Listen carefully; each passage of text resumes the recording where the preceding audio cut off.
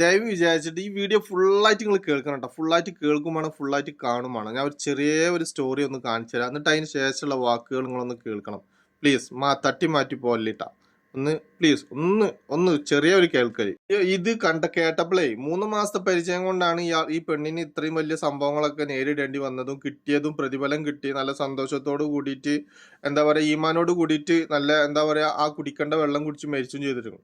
അല്ലെ? അങ്ങനെയല്ല ഇപ്പൊ പറയാൻ പറ്റുള്ളൂ. നല്ല സന്തോഷത്തോട് കൂടിയിട്ട് ഈമാനോട് കൂടിയിട്ടുള്ള വെള്ളം കുടിച്ച് നല്ല രണ്ടാം കൂടിയും നല്ല സന്തോഷത്തോട് കൂടിയിട്ട് ഒരടിക്ക് തീർന്ന് ഒറ്റ അടി അടിച്ചിട്ടുള്ളൂ. അല്ല കുപ്പി വെച്ച് ഒരൊറ്റടി പരിപാടി കഴിഞ്ഞ് അവസാനിച്ച് ഇത്രേ ഉള്ളൂ.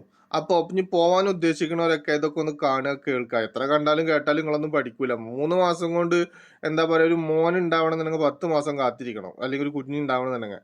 അത്രയും കാലത്തെ പഴക്കമുള്ള ആളെക്കാട്ടിയും കൂടുതൽ ഈ ഒരു 3 മാസം കൊണ്ട് ഇയാളിൽ നിന്ന് സംഭവങ്ങളൊക്കെ കിട്ടിക്കഴിഞ്ഞു. അപ്പൊ മനസ്സിലാക്കണം നിങ്ങള്. അപ്പൊ ലാസ്റ്റ് എന്തായി, മറ്റേ പാമ്പിന് വെള്ളം കൊടുത്ത് ആ പാമ്പ് തിരിച്ചു കൊത്തി എന്ന് പറഞ്ഞില്ലേ, ആ അവസ്ഥയിൽ എത്തുകയും ചെയ്ത്. ഒന്ന് ആലോചിച്ച് നോക്കാൻ നിങ്ങള് എന്താ അവസ്ഥ അല്ലെ. ഞാൻ വേറൊരു കാര്യം കൂടി നിങ്ങൾക്ക് പറഞ്ഞുതരാം. ഈ പണ്ടേ ഞങ്ങളവിടെ പണിക്ക് വന്നൊരു അണ്ണ ഉണ്ടായിരുന്നു.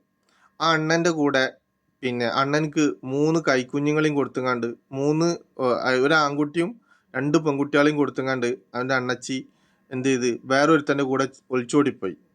ഒരു 2-3 ആഴ്ച കഴിഞ്ഞപ്പോ തന്നെ അവൻ പറഞ്ഞു, എടാ അവള് ഏതോ ആറ്റിൽ ചാടി മരിച്ചെന്ന് പറഞ്ഞു, എവിടോ തൂങ്ങി മരിക്കുക എന്തോ ചെയ്തെന്ന് പറഞ്ഞു.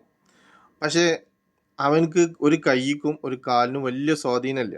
ഈ ആക്രി കച്ചവടം ചെയ്ത് ആക്രിയൊക്കെ പെറുക്കിയിട്ട് കടകളിൽ കൊണ്ടു കൊടുത്തിട്ട് ഉള്ള ഒരാളായിരുന്നു. അങ്ങനെ അവന് കഷ്ടപ്പെട്ട് വേറെ കല്യാണം ഒന്നും കഴിച്ചില്ല. ചെറിയ കുഞ്ഞു പൈതൽ മക്കളേന്.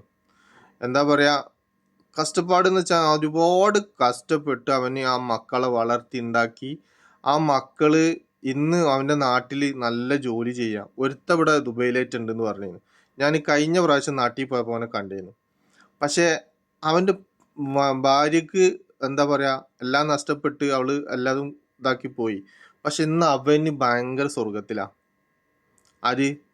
ഈ പറഞ്ഞ അണ്ണൻ ഇന്ന് സ്വർഗത്തിലാണ്. എന്താ നല്ല ജീവിതം. ഞാൻ കഴിഞ്ഞ പ്രാവശ്യം നാട്ടിൽ പോയപ്പോൾ നമ്മളെ നാട്ടിൽ തന്നെയാണ് ജീവിക്കണത്. അപ്പോ ഞാൻ കഴിഞ്ഞ പ്രാവശ്യം നാട്ടിൽ പോയപ്പോൾ ആളെ കണ്ടിരുന്നു. അപ്പോ പറഞ്ഞു വന്ന എന്താണെന്നറിയോ, ഇതൊക്കെ പോയി അവസാനിക്കുന്നത് ഇങ്ങനത്തെ സംഭവങ്ങളാണ്. 3 മക്കളെയും 4 മക്കളെയും ഒക്കെ കൊടുത്തിട്ട് ഇനിയിപ്പോ ഭർത്താക്കന്മാർ ഇത് ചെയ്യണില്ല എന്നല്ല, ചെയ്യുന്നുണ്ട്. പക്ഷെ നിങ്ങൾ ആലോചിക്കേണ്ട എന്താ അറിയോ, ഈ ഇപ്പൊ പച്ച മലയാളത്തിൽ ഇതിൽ കൂടി പറയാൻ കഴിയില്ല. ജീവിതം ആസ്വദിക്കുക. ജീവിതത്തിൽ ഒരാളെ ജീവിതത്തിൽ പ്രശ്നങ്ങളും പ്രയാസങ്ങളും ഇല്ലാത്ത ഒരു വ്യക്തികളും ഉണ്ടാവില്ല.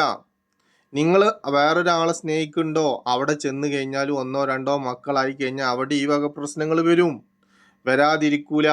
എങ്ങനെ എത്ര പൈസ ഉള്ളവനാണെങ്കിലും എന്താണെന്നുണ്ടെങ്കിലും ഇനി സൗന്ദര്യം ഉള്ളവനാണെന്നുണ്ടെങ്കിലും അല്ലെങ്കിൽ നിങ്ങളെ പൊന്നിൽ കുളിപ്പിക്കാന്ന് പറഞ്ഞിട്ടാണ് കൊണ്ടുപോകണമെന്നുണ്ടെങ്കിലും നിങ്ങളെ ജീവിതത്തിൽ ഈ വക പറഞ്ഞ എല്ലാ പ്രശ്നങ്ങളും ഉണ്ടാവും. മനുഷ്യ സഹിതാണ്. ഒരു സന്തോഷവും പിന്നെ നിങ്ങളെ ജീവിതത്തിൽ ഉണ്ടാവില്ല. അത് ഉറപ്പിച്ചോളി നിങ്ങള്. അതാണായാലും പെണ്ണായാലും ഒക്കെ എന്നും ഈ ഒരു നമ്മളെ കണ്ണിൽ കരട് കുടുങ്ങിയാൽ എങ്ങനെ, അതേപോലെ ഇത് നമ്മളെ വെച്ചിട്ട് ഇങ്ങനെ അലട്ടിക്കൊണ്ടിരിക്കും. മനസ്സിലായ? ഈ മക്കളാണെങ്കിലോ നമ്മളെ കണ്ണിന്റെ മുന്നിൽ വളരുന്നുണ്ടാവും, അന്തസ്സായിട്ട് വളരുന്നുണ്ടാവും. അത് നമ്മള് മക്കളെ ഉടമയാണെന്ന് മാത്രമേ ഉള്ളൂ. പക്ഷെ മക്കളെ പടച്ച വേറൊരാളുണ്ട്. അയാൾക്കറിയാം എന്ത് ചെയ്യണം, അയാൾക്കറിയാം എന്ത് കാട്ടണം. അയാളൊന്നും കാണാതെ ആ മക്കൾക്ക് ജീവൻ കൊടുക്കൂല. ഇന്നിപ്പൊ ഞാൻ മരണപ്പെട്ട് കഴിഞ്ഞാൽ എന്റെ മക്കളെ പിന്നെ ഞാൻ നോക്കണേനേക്കാളും അന്തസ്സായിട്ട് നോക്കും. അതാ പടച്ചോൻ കൽപ്പിക്കണത്. അതാണ് നമ്മൾ മനസ്സിലാക്കേണ്ടത്. നിങ്ങളെ സുഖം തേടി പോകുമ്പോ നിങ്ങളെ സുഖം അതോട് കൂടിയിട്ട് അവസാനിച്ച്, ഇവിടുന്ന് അതോട് കൂടിയിട്ട് അവസാനിച്ച് പിന്നെ ഈ കല്ലും മുള്ളും നിറഞ്ഞ ജീവിതം തന്നെയാണ് അവിടെയും. യാതൊരു സംശയം. ഈ ഒളിച്ചോടി പോയവരൊന്നും എവിടെയും രക്ഷപ്പെട്ടിട്ടില്ല. അത്ര വലിയ രീതിയിൽ ജീവിച്ചവരും ഇല്ല. ലാസ്റ്റ് ഏതെങ്കിലും കാട്ടിലും ഏതെങ്കിലും പുഴയിലും അല്ലെങ്കിൽ ഏതെങ്കിലും മൂച്ചിക്കൊമ്പത്തും അല്ലെങ്കിൽ ഇങ്ങനത്തെ അടി കൊണ്ടിട്ടും കുത്തിയിട്ടും ചവിട്ടിയിട്ടൊക്കെ തന്നെ ഉണ്ടാവുള്ളൂ. നിങ്ങൾ പത്രമാധ്യമങ്ങൾ എടുത്ത് നോക്കിക്കോളിയും, അതിലൊക്കെ തന്നെയാണ് സംഭവം.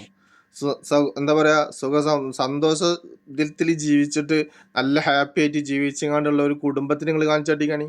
ഇങ്ങനെ ഒളിച്ചോടി പോയിട്ട് നല്ല അന്തസ്സിലാണ് ഞങ്ങൾ ഇന്ന് ജീവിക്കണതെന്ന് പറയുന്ന ഈ മാധ്യമങ്ങളുണ്ടല്ലോ, അല്ലെങ്കിൽ ഇത്രയും യൂട്യൂബും കാര്യങ്ങളൊക്കെ ഉണ്ട്. ഞങ്ങൾ ഒളിച്ചോടി പോയിട്ട് ഞങ്ങൾ ഇങ്ങനെ സന്തോഷത്തിലാണ് ജീവിക്കുന്നത്, ഞാൻ എൻ്റെ മക്കളെ ഇട്ടെറിഞ്ഞ് പോന്നിട്ട് ഇത്രയും സന്തോഷത്തിലാണ് ജീവിക്കണതെന്ന് ഇറങ്ങാണ്ട് ഒരാളെ കാണിച്ചാട്ടിക്കാണി ഒരു വ്യക്തി ഉണ്ടാവില്ല. ഞങ്ങളങ്ങനെ പബ്ലിക്കായിട്ട് വന്നിട്ട് ഞാൻ വെല്ലുവിളിച്ചിട്ട് പറയണേ, നിങ്ങൾ ഒരാളെങ്കിലും ഒന്ന് വന്നിട്ട് പറയുകയാണെങ്കിൽ ഞാനും എൻ്റെ 3 മക്കൾ അല്ലെങ്കിൽ 4 മക്കളെ ഞാൻ ഇട്ടെറിഞ്ഞ് പോന്നിട്ട് ഞാൻ ഇപ്പം ഹാപ്പി ആയിട്ടാണ് വേറൊരുത്തൻ്റെ കൂടെ ജീവിക്കണമെന്നുള്ളത് ഉണ്ടാവില്ല. നിങ്ങൾ ഒഴിവാക്കിയിട്ട് ചിലപ്പോൾ തലാക്കല്ലിട്ട് ഒഴിവാക്കിയിട്ട് സന്തോഷത്തോട് കൂടി ജീവിക്കുന്നവരുണ്ടാവും.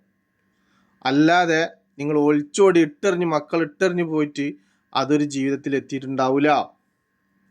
പ്രത്യേകിച്ച് നമ്മളെ ആൾക്കാർ.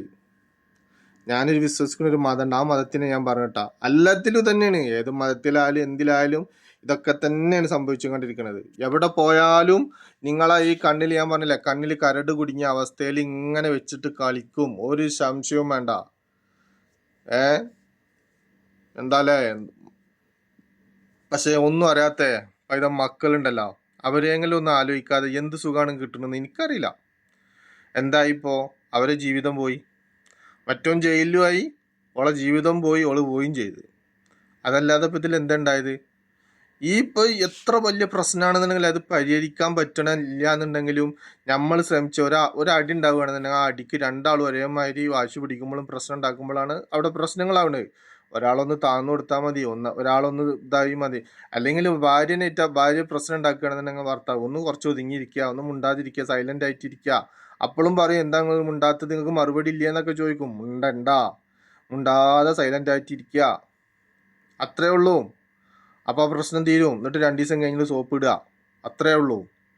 അല്ലാതെ ഈ വിചാരിച്ച മാതിരി അപ്പുറത്ത് വേറെ കല്യാണം കഴിച്ച് ഈ മക്കളി ഇട്ടെറിഞ്ഞ് പോയി കഴിഞ്ഞാൽ അവിടെ ചെന്നാലും ഈ പെണ്ണിന്റെ സ്വഭാവം തന്നെ പിന്നെ അവിടെയും വരാതിരിക്കൂല. ഈ ആണിന്റെ സ്വഭാവം തന്നെ അവിടെ പിന്നെ അത് ആവർത്തിച്ചു കൊണ്ടിരിക്കും, വരാതിരിക്കൂല. മനസ്സിലായ?